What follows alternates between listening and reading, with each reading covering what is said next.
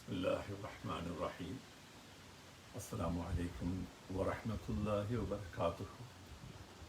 இன்று நாம் அனைவரும் கனத்த மனதுடன் எமது நிலைமையை இட்டு எல்லா வகையிலும் நாங்கள் எங்களது கவனங்களை எல்லாம் ஒருங்கு சேர்த்து இறைவனிடம் மன்றாடி எமது மனநிலையிலே எங்களால் என்ற அடிப்படையிலே எவ்வாறு எமக்கு ஏற்பட்டிருக்கின்ற இந்த சூழலை, அதாவது கோவிட்-19 பாதிக்கப்பட்ட மக்கள் உலகளாவே இன்று பரவி இருக்கின்ற இந்த காலகட்டத்திலே 16 லட்சத்துக்கு அதிகமானவர்கள் காவு கொள்ளப்பட்டிருக்கின்ற இந்த காலகட்டத்திலே எமது நாட்டிலே கோவிட்-19 பாதிக்கப்பட்ட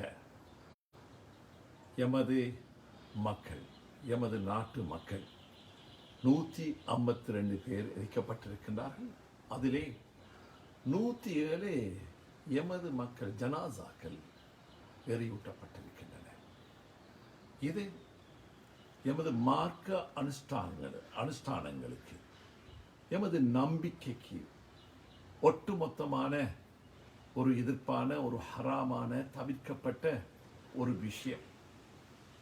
அன்று மார்ச் 29 அந்த இரவிலே, நள்ளிரவிலே சகோதரர் ஜமால்தீன் என்பவர் நீர்கொழும்பிலே, அந்த நேரத்திலே சுகாதார அமைச்சினால், சுகாதார திணைக்களத்தினால் இவ்வாறான கோவிட்-19 பாதிக்கப்பட்ட உடல்களை, இறந்த அந்த உடல்களை எவ்வாறு கையாள வேண்டும் என்ற அடிப்படையிலே உலக சுகாதார அமைப்பின் சிபாரிசின் அடிப்படையில் ஒரு விளக்கமான அறிவுறுத்தல் வழங்கப்பட்ட அந்த சூழ்நிலையிலே எமது சுகாதார அமைச்சு, எமது சுகாதார திணைக்களம் வெளியிட்டிருந்த சுற்று நிரூபணம் இருக்கத்தக்க கெசட் நோட்டிஃபிகேஷன் அவர்களது வெப்சைட்டிலே இருக்கத்தக்க அன்று எமது சகோதரர் ஜமால்தீன் அவர்கள் இரவோடு இரவாக பலாத்காரமாக குடும்பங்களின் அனுமதியின்றி அவர் எரிக்கப்பட்டார். அந்த கணத்திலிருந்து நான் இந்த விஷயத்தை எல்லோர் மத்தியிலும் உலகளாவ இந்த விஷயத்தை சொல்ல கடமைப்பட்ட என்ற அடிப்படையில் நான் இந்த விஷயத்தில் ஈடுபாட்டோடு இருந்து வந்திருக்கின்றேன் என்பதை நீங்கள் அறிவீர்கள். அதைத் தொடர்ந்து ஃபோபஸ் வீதியைச் சேர்ந்த சகோதரர் யூனுஸ் அவர்கள் ஏப்ரல் 2 நடந்த விஷயம். அந்த நேரத்திலே நாங்கள் உடனடியாக அரசாங்கத்தினூடாக இவ்வாறான சுற்று நிரூபணம் இருக்கத்தக்க, இவர்கள் இவ்வாறு இருக்கின்றார்களே, எங்களது அடிப்படை உரிமை இலங்கை முஸ்லிம்களுக்கு மீறப்படுகின்றதே என்ற அடிப்படையில் நாங்கள் பிரதமர் அவர்களிடம் அலரி மாளிகைக்கே சென்று அலறினோம், கேட்டோம். அவற்றையெல்லாம் நீங்கள் அரசியல் ரீதியாக அரசியல் மயப்படுத்த வேண்டாம் என்று சொன்னவுடன், பரவாயில்லை, நாங்கள் அரசியல் காரணத்துக்காக வரவில்லை, இது எங்களது மார்க்க அனுஷ்டானம், இந்த விஷயத்திலே எங்களுக்கு ஏற்பட்டிருக்கின்ற இந்த அநீதிக்காக நாங்கள் குரல் கொடுக்க வேண்டும், எமது மக்கள் சார்பாக எங்களது உரிமை சார்பான விஷயத்தை உங்களுக்கு அறிவிக்க வேண்டும் என்ற அடிப்படையில் தான் உங்களிடம் வந்திருக்கின்றோம். எனவே அந்த விஷயத்திலே நீங்கள் அக்கறை காட்டுங்கள் என்று இதை விஞ்ஞான ரீதியாக உலகளாவ உலக சுகாதார அமைப்பு திட்ட தெளிவாக அறிவுறுத்தல் தந்த நேரத்திலே ஏன் வேண்டுமென்றே இவ்வாறான முறையில் நடக்கின்றது, எனவே நீங்கள் ஒரு நிபுணத்துவ குழு மூலமாகவது இதை ஆராய்ந்து அறிக்கை மூலமாக சரி இதை செய்து தாருங்கள் என்று அன்று ஏப்ரல் 2 இந்த விஷயத்தை பிரதமர் அவர்கள் முன்னிலையிலே சொன்னோம். அங்கு சுகாதார அமைச்சர் அவர்களும் இருந்தார்கள். ஆனால் இன்று 152 பேரில் 107 பேர் எரிக்கப்பட்டிருக்கின்றார்கள். கடந்த வாரத்திலே 20 நாள் தான் உள்ள ஒரு பச்சிலம் பாலகன் எரிக்கப்பட்டிருக்கின்றான் பலவந்தமாக. அவர்களது இளம் அந்த பெற்றோர்கள் கதறுகின்றார்கள். தாய்க்கோ தகப்பனுக்கோ COVID-19 இல்லை, குழந்தைக்கு கோவிட் இருக்கின்றது என்று அவர்கள் அந்த அந்த ஆஸ்பத்திரியால் அவர்கள் அந்த பிள்ளையை பலவந்தமான முறையிலே இவர்கள் மீண்டும் PCR டெஸ்டை தருகின்றோம், நீங்கள் ஆன்டிஜன் டெஸ்டை மாத்திரம் செய்து இன்று பலவந்தமாக எரிக்க பார்க்கின்றீர்கள். இது அநீதி. PCR டெஸ்டை எடுத்து அதை நிரூபணப்படுத்துவதற்கு பிறகு நாங்கள் பார்ப்போம், எங்களது பிள்ளையை தாருங்கள் என்று கேட்ட நேரத்தில் அவர்கள் அந்த அவர்களது சொந்தக்காரர்கள் அந்த பெற்றோர்களது மனது பதற பதற பலவந்தமாக அந்த பொருளை கணத்தையிலே எரித்தார்கள். இன்று இந்த விஷயங்கள் எல்லார் மத்தியிலும் உலகளாவ அறியப்பட்ட ஒரு விடயமாக வந்துவிட்டது. எமது நாட்டிலே உள்ள அத்தனை சமூக மக்களும் இதை பார்த்து ஒரு மிகவும் மனிதாபிமானத்துக்கு அப்பாற்பட்ட ஒரு செயல் இந்த நாட்டிலே எமது நாட்டிலே நடக்கின்றது என்பதை வெட்க தலை குனிந்து இன்று எல்லா வகையிலும் அமைதியான அடிப்படையிலே ஜனநாயக ரீதியான அடிப்படையிலே நாங்கள் இந்த விஷயங்களை அதிகாரிகளுக்கு, அரசுக்கு, அமைச்சுக்கு, இந்த நாட்டின் அதிமேதகு ஜனாதிபதி அவர்களுக்கெல்லாம் எல்லா வகையிலும் நாங்கள் மன்றாடி இந்த விஷயங்களை சொன்னோம். இந்த மக்களது அன்றாடம் கேட்கின்ற துஆக்கள் இன்று எல்லா வகையிலும் இதை லேசாக தாழ்ந்திருவாயாக என்று அல்லாஹ்விடம் கேட்கின்ற இந்த செயல் உலகளாவ இந்த கோவிடினால் பாதிக்கப்படுகின்றவர்கள் எல்லா நாடுகளிலும் அவர்கள் நல்லடக்கம் செய்யவும் அனுமதித்திருக்கின்றார்கள். ஏன் நமது நாட்டில் மாத்திரம் இந்த விஷயம் விஞ்ஞான ரீதியாக எந்தவித பாதகமும் எங்களது மண்ணறையிலே வைக்கின்ற நேரத்திலே தண்ணீரில் இந்த கிருமிகள் தொற்றப்படும் என்ற விஷயங்கள் எல்லாம் ஒட்டுமொத்தமாக விளக்கமாக அறிவிக்கப்பட்ட பொழுதிலும் நாங்கள் இதற்காக அடிப்படை உரிமை மீறல் என்ற அடிப்படையில் உச்ச நீதிமன்றத்துக்கு கூட சென்று எங்களது சட்ட வல்லுநர்கள் எல்லாம் இந்த விஷயங்களை அந்த சட்டமா அரசர்கள் முன்னிலையிலே மன்றாடிய பொழுதும் இன்று அவர்கள் அவற்றையெல்லாம் நிராகரித்து எங்களது அடிப்படை உரிமை மீறப்படுகின்ற இலங்கைகள், நாங்கள் இலங்கையர்கள், இலங்கை முஸ்லிம்கள், அனைத்து இங்கு வாழ்கின்ற அனைத்து மக்களது மத அனுஷ்டானங்களும் சுதந்திரமாக அந்தந்த மக்கள் அனுபவிக்க வேண்டும், அனுஷ்டிக்க வேண்டும் என்ற அடிப்படையிலே ஒட்டு மொத்தமாக எங்களது அரசியல் அமைப்பில் இருக்கின்ற ஒரு விஷயம் மீறப்பட்டிருக்கின்றது. எனவே இதை உணர்ந்து கொண்ட இப்போது எல்லா மக்களும் இங்கு முஸ்லிம்களது சடலங்கள், இன்று கிறிஸ்தவர்களது சடலங்கள், அவர்கள் கூட இன்று ஒன்றிணைந்து இதற்காக எங்களுக்காக எங்களுடன் சேர்ந்து வருகின்றார்கள்.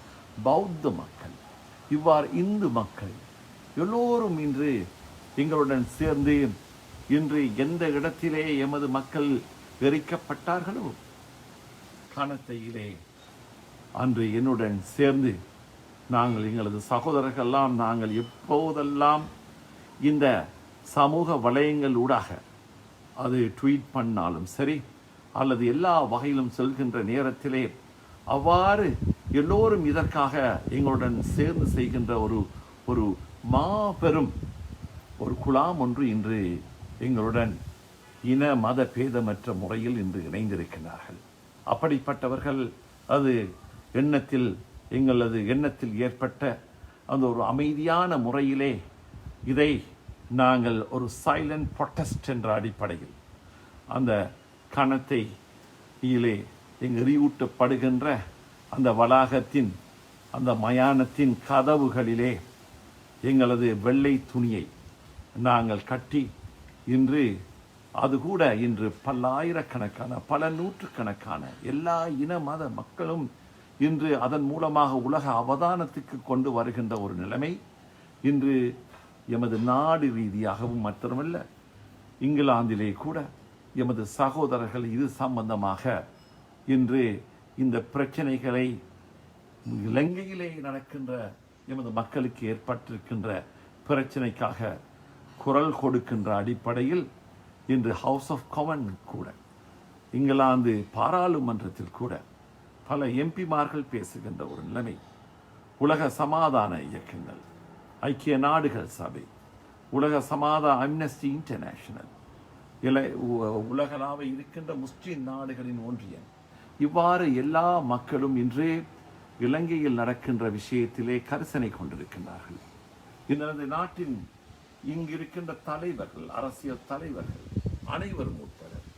எனவே இவ்வாறான பல விதமான அனுதாபங்கள் எங்களது மக்கள் மத்தியிலே இன்று வந்து கொண்டிருக்கின்றது.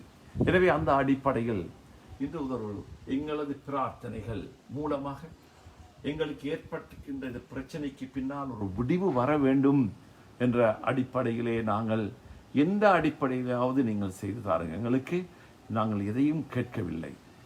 எங்களுக்கு நிலடக்கம் செய்வதற்காக உங்களது சுகாதார அடிப்படையிலே எவ்வாறு இது செய்யப்பட்டு இந்த தொற்று நோய் எந்த வகையிலும் பரவாமல் இருக்கக்கூடிய அளவுக்கு, மற்றவர்கள் புரிந்து கொள்ளக்கூடிய அளவுக்கு அந்த கபூர் மண்ணறையை கொங்கிரீட்டாவது செய்வதற்கு கூட சரி தார் என்ற அடிப்படையில் நாங்கள் ஆரம்பத்திலிருந்தே கொண்டு வந்ததை இன்று ஓரளவு செய்து வருகின்றோம் என்ற ஒரு மனநிலையில் இருக்கின்ற ஒரு சூழ்நிலையும் நாங்கள் பார்க்கின்றோம். அல்ஹம்துலில்லாஹ். ஆனால் இந்த விஷயங்கள் சட்ட ரீதியாக நிறைவேற்றப்பட வேண்டும். ஒட்டுமொத்தமாக இந்த விஷயங்களை நாங்கள் எவ்வளவு அமைதியான முறையிலே இறை பக்தியுடன் இன்று எல்லா விஷயங்களிலும் ஈடுபட்டு கொண்டிருக்கின்றோமோ, இந்த விஷயங்களை மிகவும் அவதானமான முறையிலே நாங்கள் அனுஷ்டிக்க வேண்டும். எனவே இந்த அடிப்படையில் எங்களுக்கு பல பிரச்சனைகளை கடந்த காலத்திலே பார்த்தோம். பிரச்சனைக்கு பின்னால் ஒரு பிரச்சனை 2014 ஒவ்வொரு கோணத்திலும் ஒவ்வொரு வித்தியாசமான பிரச்சனைகள், பொய்யான வதந்திகளை வைத்து பல பிரச்சனைகள். ஒரு பிரச்சனை அமர இன்னும் ஒரு பிரச்சனை திடீரென்று வரும். இன்னும் ஒரு பிரச்சனையை நாங்கள் தீர்க்கின்ற நேரத்திலே இன்னொரு வித்தியாசமான ஒரு பிரச்சனை. இவை அனைத்தும் இன்று பரவலாக உணர்ந்து இதெல்லாம் பொய்யான முறையிலே உருவாக்கப்பட்ட பிரச்சனைகள் என்ற உணர்வு இன்று எல்லா சமூக மக்கள் மத்தியிலும், பெரும்பான்மை சமூக மக்கள் மத்தியிலும் இன்று உணரக்கூடிய வண்ணம் இன்று வந்து கொண்டிருக்கின்றது. அவ்வாறான ஒரு நிலையை நாங்கள் அமைதி காத்து ஜனநாயக முறையிலே எங்களது கருத்துக்களை சொல்லி, அது அரசியல் ரீதியாக நாங்கள் எங்களுக்கு ஆதாயம் தேடுவதற்காக அல்ல, மனிதாபிமான அடிப்படையிலே எல்லோருக்கும் யார் யாருக்கெல்லாம் எப்போதெல்லாம் பிரச்சனை வருகின்றதோ அப்போதெல்லாம் நாங்களும் குரல் கொடுத்தவர்கள் மனிதாபிமான அடிப்படையில். அதுபோன்று மற்றவர்களெல்லாம் இன்று இந்த விஷயத்திலே அக்கறை காண்கின்றார்கள், எங்களை மனிதாபிமானத்துடன் நோக்குகின்றார்கள். எனவே அந்த அடிப்படையிலே இந்த நிலைமைகளுக்கு வெகு விரைவிலே ஒரு முடிவு வரக்கூடிய ஒரு சூழ்நிலையும் இன்று பார்க்கின்றோம். எங்களது பிரார்த்தனைகள் கல்லையும் கரைத்து விடும் என்ற ஒரு மனநிலையில் நான் அன்று கூட மக்கள் மத்தியிலே சொன்னேன். எனவே இன்று அமைதியான முறையிலே எங்களது கபறுகளை மறக்கின்றவர்களுக்கு அடையாளமாக இன்று எங்களது கஃன் புடவையின் ஒரு பகுதியை நாங்கள் எங்களது தாய்மார்கள், பெரியோர்கள், சகோதரர்கள், தலைவர்கள், உலமாக்கள், இன்று இளைஞர்கள் மற்றும் ஏனைய சமூகத்தினரெல்லாம் இன்று சேர்ந்து அதற்கு ஒரு அடையாளமாக இதை எதிர்த்து அமைதியான முறையில் காட்டிய விஷயங்கள் எல்லாம் கவனத்துக்கு கவன ஈர்ப்பாக மற்றவர்களுக்கு அதற்கான முறையிலே இன்று பல வகையிலே எல்லோரும் எங்கள் சார்பாக எங்களுக்கு ஆதரவாக ஒரு ஆறுதல் அளிக்கின்ற பல விஷயங்களை சொல்லிக் கொண்டிருக்கின்றார்கள். இதை எல்லா வகையிலும் சட்ட ரீதியாக எங்களுக்கு தருகின்ற வரையும் நாங்கள் அமைதி காப்போம். ஏனென்றால் ஒரு பிரச்சனை முடிய இன்னும் ஒரு பிரச்சனை எவ்வாறு வரும் என்று சொல்ல முடியாது. எனவே இதை தீர்ப்பதற்காக சில நேரங்களிலே சிலர் இது எல்லோரும் சேர்ந்து கேட்ட துஆக்கள் அடிப்படையில் அமைய வேண்டும். நாங்கள் எங்களது துஆக்களை இறைவனிடம் மன்றாடி கேட்கின்ற நேரத்திலே நாங்கள் இதுக்கு விளம்பரம் தேவையில்லை. மக்களுக்கு அறிவிப்பதற்காக நாங்கள் இன்று சமூக வலையங்களூடாக எங்களது கடமைகளை செய்து கொண்டிருக்கின்றோம் அவ்வப்போது. எனவே அந்த அடிப்படையிலே இது குறிப்பாக சொல்லப்போனால் ஆரம்பத்திலே 7 மையத்துக்கள் இருந்தது. ஆனால் கடந்த அக்டோபர் மாதம் 22ஆம் தேதி உங்களுக்கு தெரியும் அன்றுதான் 20வது சரத்து அன்று நிறைவேற்றப்பட்டது. அதற்கு பின்னால் 100க்கு அதிகமான சடலங்கள் எரிக்கப்பட்டுவிட்டது. இன்று இப்போது கூட எரிக்கப்படாமல் 11 சடலங்கள் மையத்துக்கள் இன்று அந்த மோச்சரியிலே இருக்கின்றது. குடும்பங்கள் போய் எங்களுக்கு இயலாது, இதுதான் எங்களது மையத்து, இப்போதே தாருங்கள், அப்படி என்றால் அடக்குவோம் என்று சொல்கின்றார்கள். அதை மறுத்து கொண்டு இரவைக்கு எத்தனை பேரை அவர்கள் எரிக்கப் போகின்றார்களோ தெரியவில்லை. எனவே இது ஒட்டுமொத்தமாக சட்ட ரீதியாக அவர்கள் அமுல் நடத்தும் வரையும் அமைதி காத்து துஆக்களில் ஈடுபடுவோம். எங்களது அமைதியான முறையிலே நாங்கள் காட்டுகின்ற இந்த அறிவுறுத்தல்களை தொடர்வோம். எனவே அந்த அடிப்படையிலே நாங்கள் எங்களது மக்கள் எவ்வளவு அமைதி காட்டினார்களோ, எவ்வளவு நிதானத்துடன் இந்த விஷயங்களிலே எங்களது மனங்கள் எங்களது மக்கள் பதற இருக்க எவ்வளவு சபூராக இருந்து, எவ்வளவு அமைதியாக இருந்து, பொறுமை காத்து நிதானத்துடன் நாங்கள் இருந்தோமோ, அந்த அடிப்படையிலே நாங்கள் இந்த விஷயத்தை முகம் கொடுப்போம். எனவே இந்த அடிப்படையிலே நாங்கள் எந்த வகையிலும் நாங்கள் யாரையும் குறை கூற வேண்டிய அவசியமில்லை. ஆனால் இன்னும் ஒரு பிரச்சனைகள் எதிர்காலத்தில் வராமல் இருப்பதற்கு நாங்கள் மிகவும் நிதான புத்தியுடன் நாங்கள் நீண்ட காலத்துக்கு மக்கள் அனைவரிடம் சமாதான சகவாழ்வு வாழ்வதற்காக, ஏனென்றால் நாங்கள் சமாதான சகவாழ்வு இலங்கையிலே வாழ்ந்தவர்கள், நாங்கள் எந்த பிரச்சனைகளையும் உருவாக்கியவர்கள் அல்ல, யாருக்கும் சங்கடமாக இருப்பவர்கள் அல்ல. சமாதான சகவாழ்வுக்காக, நாட்டின் ஒற்றுமைக்காக தியாகங்கள் செய்தவர்கள், இந்த நாட்டின் ஒருமை பாதுகாப்பதற்காக, நாட்டின் விழுமியங்கள் பாதுகாப்பதற்காக, நாட்டின் கலாச்சாரங்கள் அனைத்திலும், கலை கலாச்சாரங்கள் விழுமியங்கள் அனைத்திலும் நாங்கள் ஒன்றோடு ஒன்று கலந்து வாழ்ந்தவர்கள். எங்களது மத அனுஷ்டானங்கள் நம்பிக்கையின் அடிப்படையிலே நாங்கள் தொடர்ந்தும் எவ்வாறு தலை நிமிர்ந்து கௌரவமாக நாங்களும் இலங்கையர்கள் தான் என்று நாங்கள் வாழக்கூடிய ஒரு சூழ்நிலையை நாங்கள் எமது எதிர்கால சமுதாயத்துக்கு நாகரிகமான முறையில் நாங்கள் கொடுக்க கடமைப்பட்டிருக்கின்றோம். மாறாக எங்களது சுய அரசியல் தேவைகளுக்காகவோ ஏனைய தேவைகளுக்காகவோ எதிர்காலத்தில் வருகின்ற எமது சமூகத்தினர் இளைஞர் சமுதாயத்துக்கு நல்லதொரு ஒரு ஒரு நாகரிகமான ஒரு வழிமுறையைத்தான் நாங்கள் காட்ட வேண்டுமே தவிர, மற்றவர்கள் இன்று எங்களை பார்த்து அவமானப்படுத்தக்கூடிய அவமான சின்னங்களாக வராமல், இன்று அவர்களே எங்களுக்கு செய்த அநீதியை விட்டு அவர்கள் அவமான சின்னமாக அந்த மக்கள் அவர்களது தலைவர்களை பார்க்கின்ற நேரத்திலே நாங்களும் எங்களது தலைவர்களும் எங்களது மத தலைவர்களும் பெரியோர்களும் இளைஞர்களும் அனைவரும் எல்லா வகையிலும் நாங்கள் மற்றவர்களுக்கு உதாரண புருஷர்களாக இருந்து இந்த ரீதியாக முகம் கொடுப்போம் என்று அன்பாய் வினயமாய் கேட்டு உங்கள் அனைவருக்கும் அமைதி காருங்கள் என, மீண்டும் நிதானம் தொடர்ந்து எங்களது துஆக்களில் ஈடுபடுங்கள் என அன்பாய் கேட்டுக்கொள்கிறேன். வசலாம்.